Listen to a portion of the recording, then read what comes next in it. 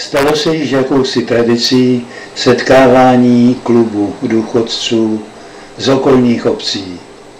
V pátek 8. listopadu 2013 připravil místní klub ve Václavovicích v sále restaurace Čepaník hezké odpoledne s pestrým programem.